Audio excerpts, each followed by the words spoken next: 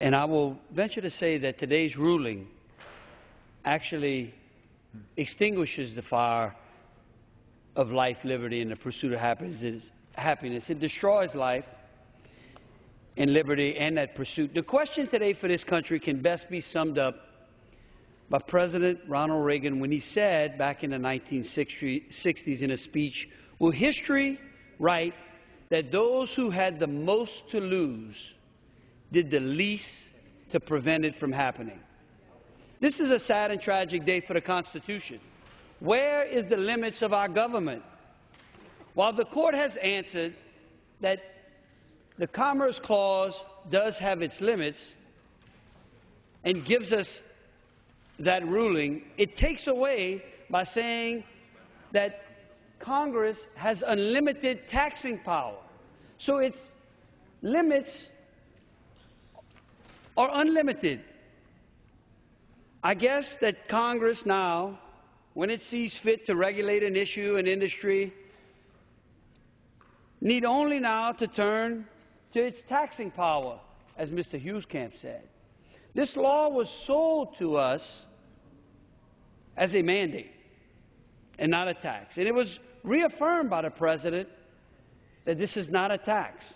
But yet when the arguments were made to its constitutionality, this administration took the position that it was a tax, and the court agreed. So let's see the taxes. In 2010, an excise tax on charitable hospitals was enacted.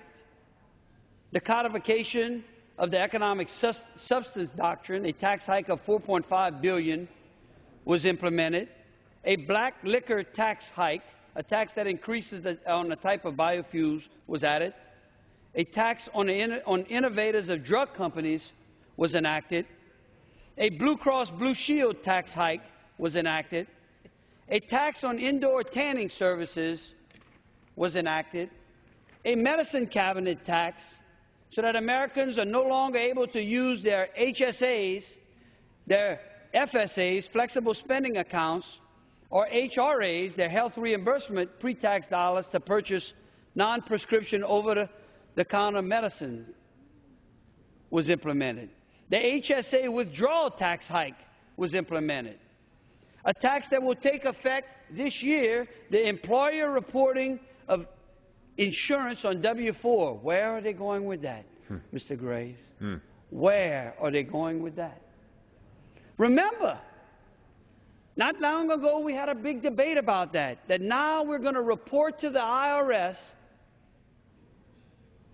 the amount of your insurance policy that your employer gives you on your W-4, because they want to tax that as income. And then taxes that will take effect in 2013.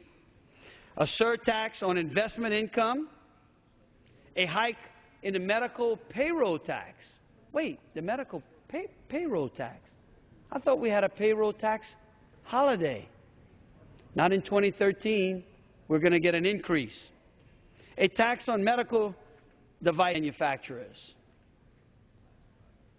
A flexible spending account cap that is going to affect those parents who have special needs kids.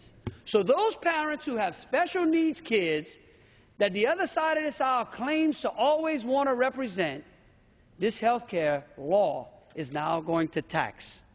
An elimination of the tax deduction for employers that cover prescription drugs. A $500,000 annual executive compensation limit. An individual mandate excise tax. An employer mandate excise tax. A tax on health insurers. And the last but not least, in 2018, an excise tax on comprehensive health insurance plans, which will affect union employees. And so this ladder of success that we had in this country has now had 3 rings of it removed. Because now the government tells the individual, if you live below a certain poverty line, you'll be given food, shelter, and now health care, tax-free.